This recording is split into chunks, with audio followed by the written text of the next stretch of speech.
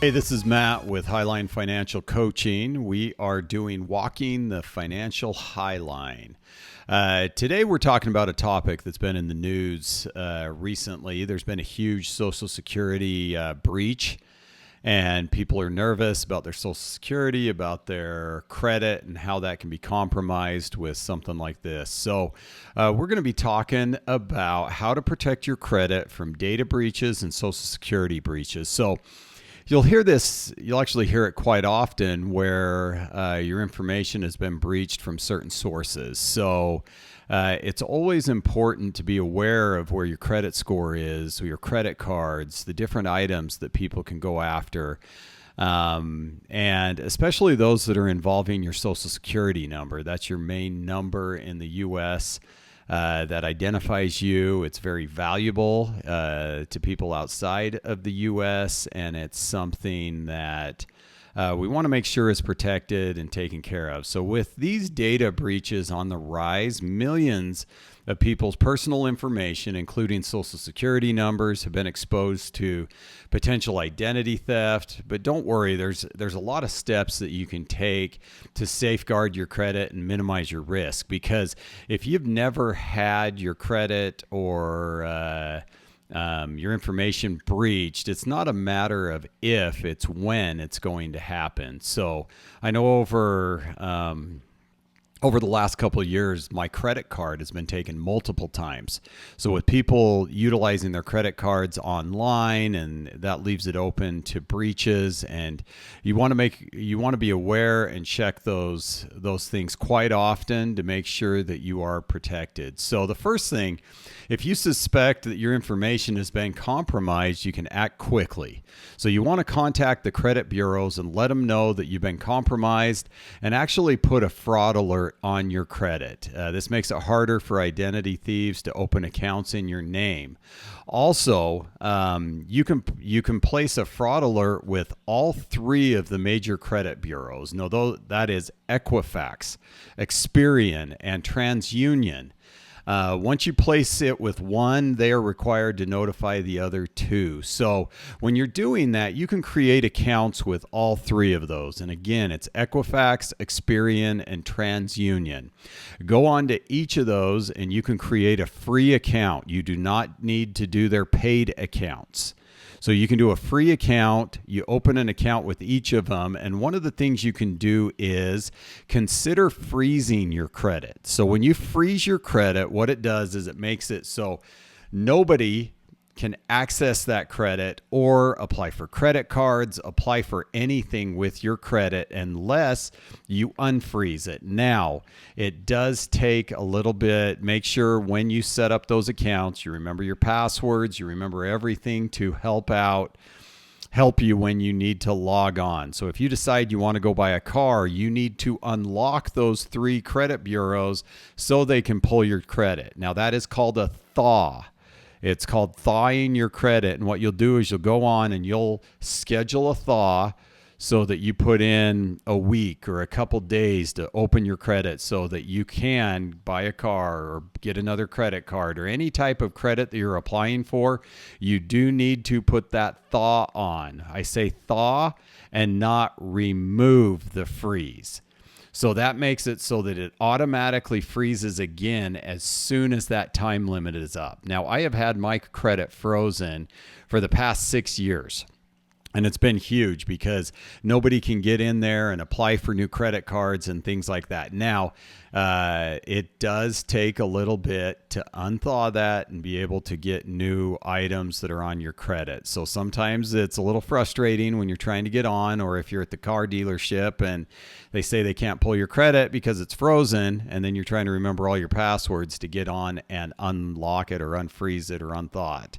So, they are very good. I love having that credit freeze on because then it gives me an extra barrier of protection to be able to protect my credit. Because one of the worst things is when your credit is destroyed and it has nothing to do with you. You didn't do anything negative to be able to destroy that credit. So another crucial step is to monitor your credit regularly. So use a credit monitoring service. There's plenty of them out there. You can also check your credit report annually. There's a couple places. It's annualcreditreport.com. You can go to things like Credit Karma. Also, your credit cards will give you a snapshot of your credit. And but that may be just the one bureau that they align with. So you want to make sure you check all of those regularly and make sure that nothing has dinged your credit, because if something has, it takes a couple of years to get that off your credit.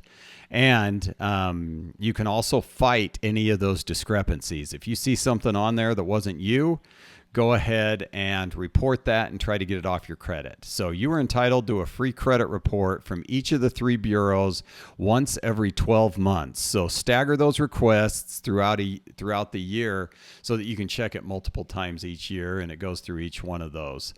Now, if your Social Security number has been compromised, consider enrolling in identity theft protection services. These services can help monitor your accounts, alert you to suspicious activity, and assist with recovery if you become a victim of identity theft. So I've heard of people that somebody stole their identity and they bought a house in their name, or they bought cars or did all these things in their name. So there are some great services out there to protect your identity. A lot of banks or even credit cards are starting to do that because it is such a huge business, multi-billion-dollar business throughout the world. There's billions and billions of dollars lost every year to identity theft. So you want to look for a service that offers comprehensive monitoring and recovery options. So some of the top names in the industry are LifeLock, Identity Force, and Privacy Guard. So, but just make sure you look into it and make sure that you got the right one. And finally, stay vigilant. Be cautious about sharing your personal information, especially online.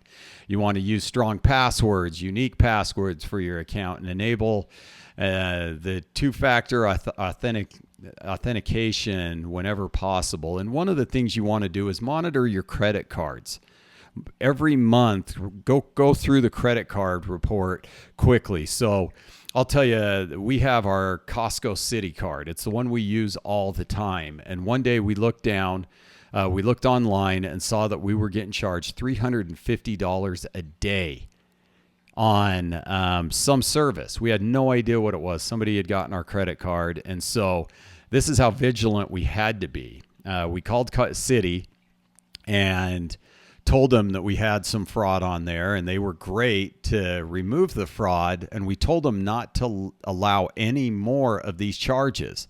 Well, they kept letting all of the revolving charges come through. Well, this got labeled as a revolving charge. So our credit card over that month maxed out because it was $350 a day that was being charged to our credit card. I had 4 City credit cards sitting on my desk because they had to keep reissuing it over and over and over and over again.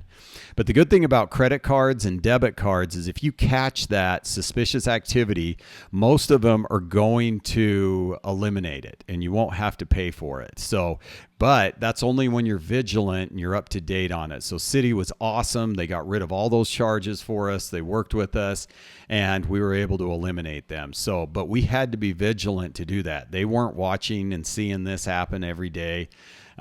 We'd even called in 2 times and they weren't stopping those charges. We had to call in 4 total times to get it completely removed from our credit and have those new cards issued. So also, when you're buying things online, be very careful when you're buying off of Facebook or Amazon or Instagram. I can tell you most of the times we bought something off of Instagram and Facebook, they have stolen our credit card and we have to get a new one issued.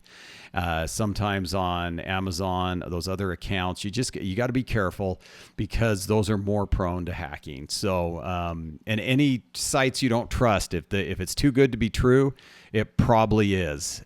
Just be aware of that. But again, utilize a credit card. They're safer. Make sure you're not utilizing a card that's attached to your bank account with all of your savings in it, because they could drain your entire savings without you even knowing it. And sometimes that happens so quickly, where a credit card, you've got proof. You could even use very small limits on the credit card so that if they do steal your credit, they can't rack up $20, $30, $40,000, maybe a couple $1,000 credit cards, what you utilize to buy online. So there's a lot of things you can do. We've coached thousands of people to be able to do that, and we'd love to help in any way necessary. So again, my name is Matt with Highline Financial Coaching. If you liked this video, please share it. Please get this information out. We want to help protect your credit and build your finances, and instead of letting some loser out there steal your identity and take everything from you because of that. So again, like our video, subscribe to our channel, and good luck as you move forward. We'd love to hear your success stories as you move forward.